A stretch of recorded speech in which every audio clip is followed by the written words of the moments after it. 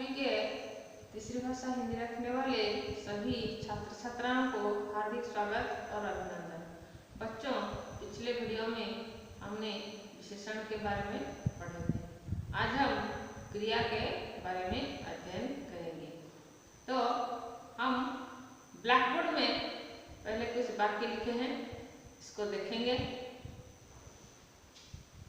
गोपाल पढ़ रहा है, सीता ने गीत गाया, सूरज पूरब में उगता है।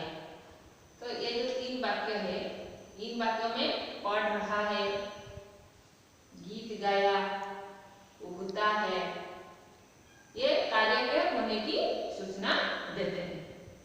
तो जिस शब्द से किसी काम के होने या करने का बोध होता है उसे क्रिया कहते हैं। तो ये सब जो पढ़ रहा है, गीत गाया, उगता है, ये सब एक क्रियापद है जो किसी कार्य का होने, काम का होने या करने का बोध कराता है, इसलिए ये सब क्रियापद है। तो आप क्रिया किसे कहते हैं पहले इसको याद रखें। जिस शब्द से किसी काम के होने या करने का बोध होता है उसे क्रिया कहते हैं। तो लिखना, पढ़ना, उठना, बैठना, खाना, पीना आदि अनेक क्रियाएं हैं। क्रिया के मूल रूप को धातु कहते हैं। ये बहुत इंपॉर्टेंट है। क्रिया के मूल रूप को क्या कहते हैं? धातु कहते हैं। तो एक धातु के व्यवहार से अनेक रूप बन जाते हैं। जैसे धातु है लिख। लिख में इससे क्या होता है? इसके लिखना, लिखना, लिखता, लिखे, लिखेगा, ऐसे कई तरह के क्रियाएं हम बन सकता है। जैसे परंतु मूल धातु क्या है? लिख। लिख से अनेक क्रियाएं हम बना सकते हैं। उसी तरह से पढ़, उठ, खा, पी, पा, खेल, ये सब एक धातु पद है। तो धातु से, जैसे पढ़ से हम पढ़ना, पढ़े, पढ़ेगा, ऐसे बहुत सारे क्रियाएं हम रख सकते हैं। उठ, उठना, इसी तरह से खा, पी, पा, खेल, ये सब एक धातु है। इस धातु से हम कई सारे क्रियाएं बना सकते हैं।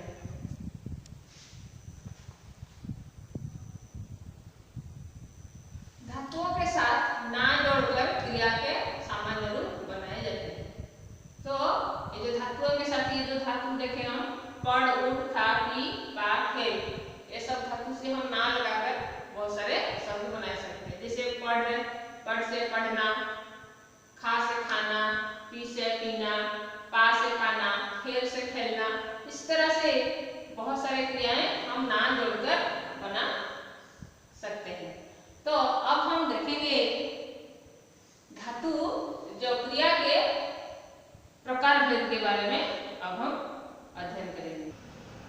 अर्थ के आधार पर क्रिया के 2 भेद होता है, सकर्मक और अकर्मक। बच्चों, इसको याद रखो, अर्थ के आधार पर क्रिया के कितने भेद होते हैं, ऐसे क्वेश्चन आएगा। तो अर्थ के आधार पर 2 भेद होते हैं, सकर्मक और अकर्मक। तो सकर्मक क्रियाएं हम किसे कहेंगे? इसका उदाहरण देखिए। राम फल खाता है, सीता गीत गाती है, गोपाल दूध पीता है। इन वाक्यों में फल, गीत और दूध कर्म है और उनमें संबंधित क्रियाएं सकर्मक हैं। जिस क्रिया के साथ कर्म का रहना आवश्यक हो उसे सकर्मक क्रियाएं कहते हैं। तो इसे हमको पता चल गया। तो सकर्मक क्रिया किसे कहेंगे? जिस क्रिया के साथ कर्म का रहना आवश्यक हो। जैसे गोपाल पीता है, क्या पीता है? दूध पीता है, पानी पीता है, तो कर्म तो अवश्य आएगा। उसी तरह से सीता गाती है, क्या गाती है? गीत गाती है, तो कर्म अवश्य रहेगा। तो गाती है, पीता है, ये सब सकर्मक क्रियाएं हैं, क्योंकि इसमें कर्म आना जरूरी है और कर्म जरूर इसमें रहेगा, इसलिए ये सब सकर्मक क्रियाएं हैं। पढ़ना, लिखना, देखना, सुनना, खाना, पीना, गाना, बजाना आदि सकर्मक क्रियाएं हैं। तो इसमें जरूर कर्म आएगा, इन क्रियाओं में जरूर कर्म लगेगा, इसीलिए ये सब सकर्मक क्रियाएं हैं। अब देखेंगे अकर्मक क्रिया किसे कहते हैं, उसका उदाहरण जैसे लड़का हंसता है, वह दौड़ता है, सीता सोई है। इन वाक्यों में हंसना, दौड़ना और सोना क्रियाओं में कोई कर्म नहीं आता। जब क्रियाओं के लिए कर्म की आवश्यकता न हो उसे अकर्मक क्रिया कहते हैं। जैसे सीता सोई है, अगर क्या लगाकर प्रश्न करेंगे, क्या सोई है, इसमें कर्म आएगा नहीं।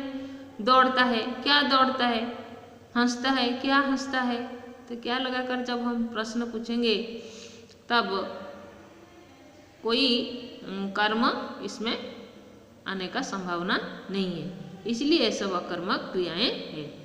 तो अब हम देखेंगे अकर्मक क्रियाएं कौन कौन से हैं।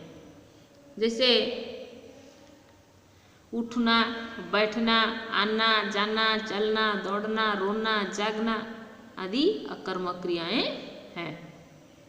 तो इसको याद रखो बच्चों, अकर्मक क्रियाएं कौन कौन से हैं। अब देखेंगे क्रिया के रूप। संज्ञा और सर्वनाम की भांति क्रिया के मूल रूप में परिवर्तन होता चलता है। जैसे कर्ता के लिंग, वचन, पुरुष और काल के कारण क्रिया के रूप में तदनुरूप परिवर्तन होता है। जैसे लिंग के कारण परिवर्तन, जैसे राम खेलता है, पुल्लिंग है, खेलता है। सीता खेलती है, वो स्त्रीलिंग है, सीता, इसलिए खेलती है। वचन के कारण परिवर्तन, जैसे लड़की खेलती है, एक वचन। बहुवचन में क्या होगा, लड़कियां खेलती हैं, तो हैं हो गया, लड़की लड़कियां हो गई। तो इसी तरह से वचन के कारण क्रियाओं में भी परिवर्तन होती है। पुरुष के कारण परिवर्तन, जैसे मैं खेलता हूँ, हम खेलते हैं, उत्तम पुरुष में है मैं और हम। मैं एक वचन में है और हम बहुवचन में है, तो पुरुष के कारण भी क्रिया बदलता है। मैं खेलता हूँ, हम खेलते हैं। तू खेलता है, तुम खेलते हो। वो खेलता है, वे खेलते हैं। इसी तरह से पुरुष के कारण भी क्रियाएं बदलती है। अब देखेंगे क्रिया के काल। क्रिया के काल प्रमुख है। इससे क्या होता है ना, इससे क्रिया के करने के समय का बोध होता है। तो काल से क्या मालूम पड़ता है ना, क्रिया किस समय घटित हुआ इसका बोध होता है। जैसे राम खाता है, राम खाएगा, राम ने खाया, ये तीन काल में है। राम खाता है वर्तमान काल, राम खाएगा भविष्य काल, और राम ने खाया ये भूतकाल। इन वाक्यों में कर्ता राम के द्वारा खाने की क्रिया विभिन्न समयों में होने की सूचना मिलती है। इसके कारण ही क्रिया के रूप में भिन्नता आई है। क्रिया के इस रूपांतर को काल कहते हैं। याद रखो बच्चों, क्रिया के रूपांतर को काल कहते हैं। इसमें क्रिया के व्यापार, उसकी पूर्णता, अपूर्णता, भविष्य में होने आदि का बोध होता है। इस प्रकार काल के तीन भेद होते हैं।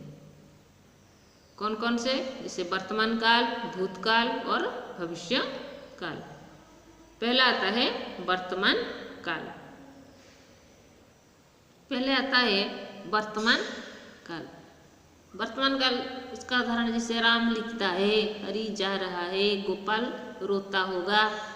इन वाक्यों से वर्तमान समय में क्रिया का होना सूचित होता है। क्रिया के इस रूप को वर्तमान काल कहते हैं। वर्तमान काल के तीन भेद होते हैं, सामान्य वर्तमान, अपूर्ण वर्तमान और संदिग्ध वर्तमान। तो वर्तमान काल में वर्तमान समय में क्रिया का होना सूचित होता है, उसे वर्तमान काल कहते हैं। तो वर्तमान काल के भी तीन भेद हैं, सामान्य, अपूर्व और संदिग्ध। ऊपर दिए गए प्रथम वाक्य में साधारण रूप से क्रिया का होना प्रकट होता है, इसे सामान्य वर्तमान कहते हैं। जिसका उदाहरण है जैसे राम लिखता है, यह सामान्य वर्तमान में है। दूसरी वाक्य में हरि जा रहा है, तो जा रहा है ये कार्य की असमाप्ति का बोध होता है, इसे अपूर्ण वर्तमान कहते हैं। और तीसरी वाक्य में वर्तमान काल में क्रिया के होने का संदेह पाया जाता है, जैसे गोपाल जाता होगा, इसमें संदेह प्रकट है, इसे संदिग्ध वर्तमान कहते हैं। अब देखेंगे वर्तमान काल की रूपावली किस प्रकार की है। जैसे पुरुष, पुल्लिंग, स्त्रीलिंग, एक वचन, बहुवचन, एक वचन, बहुवचन। ध्यान से देखिए, जैसे सामान्य वर्तमान उत्तम पुरुष में है मैं पढ़ता हूँ, उसका बहुवचन है हम पढ़ते हैं। और स्त्रीलिंग में होगा मैं पढ़ती हूँ, और बहुवचन में होगा हम पढ़ती हैं। उसके बाद आता है मध्यम पुरुष, तू पढ़ता है, तुम पढ़ते हो, तू पढ़ती है, तुम पढ़ती हो। उसी तरह से आप पढ़ते हैं, आप पढ़ती हैं। अन्य पुरुष में जैसे वह पढ़ता है, वे पढ़ते हैं, बहुवचन में वह पढ़ती है, वे पढ़ती हैं। तो उसी तरह से वर्तमान काल के जो सामान्य वर्तमान काल के यह रूपांतर होता है। उसी तरह से पुल्लिंग, स्त्रीलिंग, उसी तरह से एक वचन और एक वचन, बहुवचन। अपूर्ण वर्तमान उसको तात्कालिक वर्तमान भी कहते हैं। जैसे मैं पढ़ रहा हूँ, हम पढ़ रहे हैं, मैं पढ़ रही हूँ, हम पढ़ रही हैं। उसी तरह से मध्यम पुरुष तू पढ़ रहा है, बहुवचन में तुम पढ़ रहे हो, तू पढ़ रही है, तुम पढ़ रही हो, आप पढ़ रहे हैं, आप पढ़ रही हैं। उसी तरह से तारा उसका जो लिंग परिवर्तन भी हुआ है और क्रिया के रूपों में भी परिवर्तन होता है, और अपूर्ण वर्तमान में लिंग के अनुसार भी इस तरह से आप पढ़ रहे हैं, आप पढ़ रही हैं। पुल्लिंग एक वचन और पुल्लिंग बहुवचन। अन्य पुरुष में जैसे वो पढ़ रहा है, वे पढ़ रहे हैं, वो पढ़ रही है, वे पढ़ रही हैं। वह के बहुवचन है वे, वह पढ़ रही है, वे पढ़ रही हैं। उसी तरह से आता है संदिग्ध वर्तमान, उत्तम, मध्यम, अन्य पुरुष में और एक वचन, बहुवचन में। मैं पढ़ता हूँगा, बहुवचन में क्या होगा, हम पढ़ते होंगे।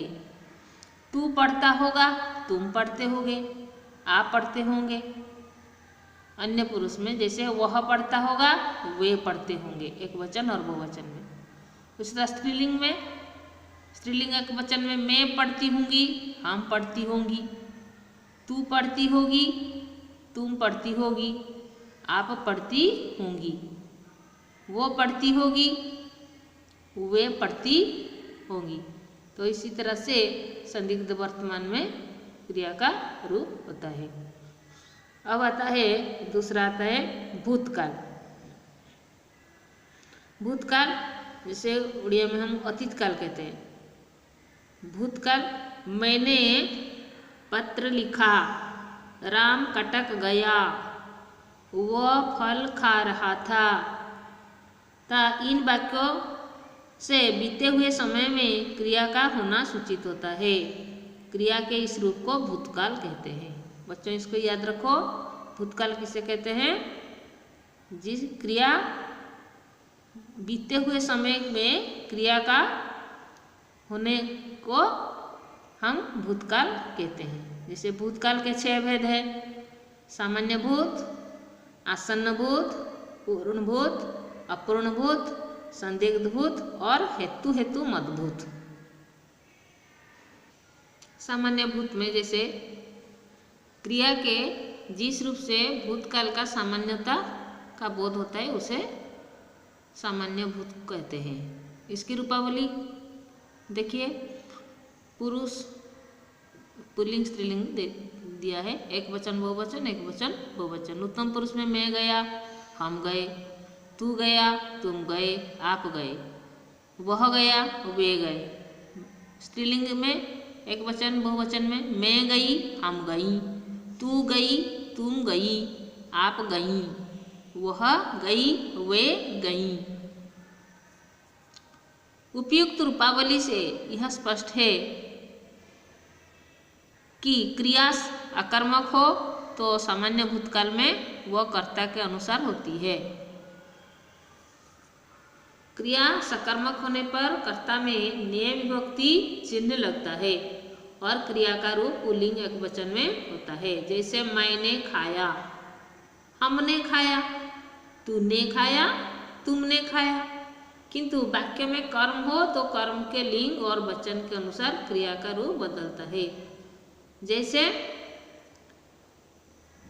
मैंने केला खाया, मैंने केले खाए, मैंने रोटी खाई, मैंने रोटियां खाई।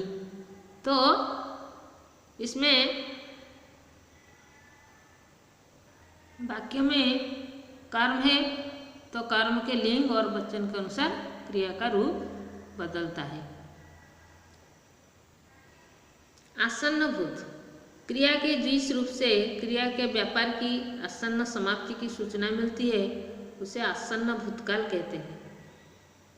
तो इसको याद रखो बच्चों, क्रिया के जिस रूप से क्रिया के व्यापार की आसन्न समाप्ति की सूचना मिलती है उसे सामान्य भूतकाल कहते हैं।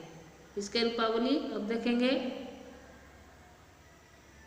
जैसे पुल्लिंग स्त्रीलिंग दिया है, मैं गया हूँ, हम गए हैं, मैं गई हूँ, हम गई हैं स्त्रीलिंग में। इस तरह से मध्यम पुरुष एक वचन बहुवचन, तू गया है, तुम गए हो पुल्लिंग में, आप गए हैं स्त्रीलिंग में, तू गई है, तुम गई हो, आप गई हैं। अन्य पुरुष में वह गया है, वे गए हैं स्त्रीलिंग में, वह गई है, वे गई हैं। तो सकर्मक क्रिया के सामान्य भूत के रूपों में वचन के अनुसार है और हैं जोड़कर सामान्य भूतकाल के रूप बनाए जाते हैं। जैसे मैंने केला खाया है, मैंने केले खाए हैं। तो इस तरह से आसन्न भूतकाल में रूप बनाए जाते हैं। अब देखेंगे पूर्णभूत। पूर्णभूत जिससे क्रिया व्यापार के पूर्ण रूप से समाप्त होने का बोध होता है उसे पूर्णभूत कहते हैं। क्रिया के सामान्य भूतकाल के रूपों में लिंग और वचन के आधार पर था, थे, थी, थी लगाकर पूर्णभूत के रूप बनाए जाते हैं। जैसे पुल्लिंग और स्त्रीलिंग में देखिए अकर्मक सकर्मक और पुल्लिंग एक वचन बहुवचन, मैं गया था, हम गए थे, मैंने केला खाया था, मैंने केले खाए थे। स्त्रीलिंग में मैं गई थी, हम गई थी, मैंने रोटी खाई थी, मैंने रोटियां खाई थी बहुवचन में। अपूर्णभूत क्रिया के जिस रूप से भूतकाल में क्रिया के समाप्त न होने का बोध होता है उसे अपूर्ण भूतकाल कहते हैं। अपूर्ण भूत के दो मुख्य रूप होते हैं। जैसे पुल्लिंग और स्त्रीलिंग में दिया है अकर्मक सकर्मक में मैं जा रहा था, पुल्लिंग एक वचन, बहुवचन में हम जा रहे थे, मैं जाता था, हम जाते थे, मैं पढ़ रहा था, हम पढ़ रहे थे, मैं पढ़ता था, हम पढ़ते थे। उसी तरह से स्त्रीलिंग एक वचन बहुवचन में मैं जा रही थी, हम जा रही थी, मैं जाती थी, हम जाती थी, मैं पढ़ रही थी, हम पढ़ रही थी, मैं पढ़ती थी, हम पढ़ती थी। उसी तरह से संदिग्ध भूत, भूतकाल की क्रिया के जिस रूप से कार्य के होने से संदेह हो उसे संदिग्ध भूतकाल कहते हैं। जैसे मैं गया हूँगा अकर्मक सकर्मक में एक वचन बहुवचन में, हम गए होंगे, मैंने केला खाया होगा, हमने केले खाए होंगे सकर्मक एक वचन बहुवचन। मैं गई होंगी, हम गई होंगी, मैंने रोटी खाई होगी, हमने रोटियां खाई होंगी। हेतु हेतु मदभूत। क्रिया के जिस रूप से पता चलता है कि भूतकाल में क्रिया होने वाली थी पर किसी कारण न हो सकी उसे हेतु हेतु मदभूत काल कहते हैं। इसके दो रूप होते हैं। तो याद रखो बच्चों, हेतु हेतु मदभूत किसे कहते हैं? तो भूतकाल में क्रिया होने वाली थी पर किसी कारण ना हो सकी, इसे हेतु हेतु मदभूत कहते हैं। इसके दो रूप देखेंगे, जैसे प्रथम रूप द्वितीय रूप। प्रथम रूप एक वचन बहुवचन में देखेंगे, मैं पढ़ता तो उत्तीर्ण हो जाता। बहुवचन में हम पढ़ते तो उत्तीर्ण हो जाते। स्त्रीलिंग में मैं पढ़ती तो उत्तीर्ण हो जाती, और बहुवचन में हम पढ़ती तो उत्तीर्ण हो जाती। द्वितीय रूप, मैंने पढ़ा होता तो उत्तीर्ण हो गया होता। तो हमने पढ़ा होता तो उत्तीर्ण हो गए होते। तो मैं और हम ब्रैकेट में है।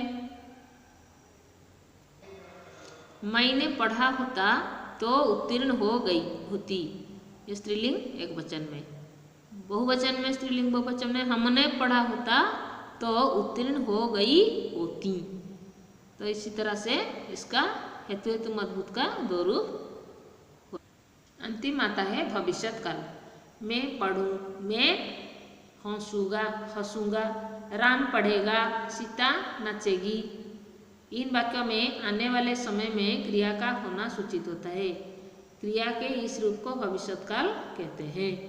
भविष्यत काल के एक भेद की रूपावली इस प्रकार है, जैसे पुरुष उत्तम मध्यम मध्यम पुल्लिंग और स्त्रीलिंग में एक वचन बहुवचन। जैसे मैं पढ़ूंगा बहुवचन में हम पढ़ेंगे, तू पढ़ेगा तुम पढ़ोगे आप पढ़ेंगे। अन्य पुरुष में वह पढ़ेगा वे पढ़ेंगे। उसी तरह से स्त्रीलिंग एक वचन बहुवचन में पढ़ूंगी हम पढ़ेंगी, तू पढ़ेगी तुम पढ़ोगी आप पढ़ेंगी, वह पढ़ेगी वे पढ़ेंगी। बच्चों, आज हम 3 काल के बारे में और क्रिया के प्रकारभेद अकर्मक सकर्मक और 3 कालों में क्रिया का जो परिवर्तन उसके नियम के आधार पर हम पढ़े। इसको घर में अभ्यास करोगे और याद रखोगे। आज के लिए इतना ही। धन्यवाद।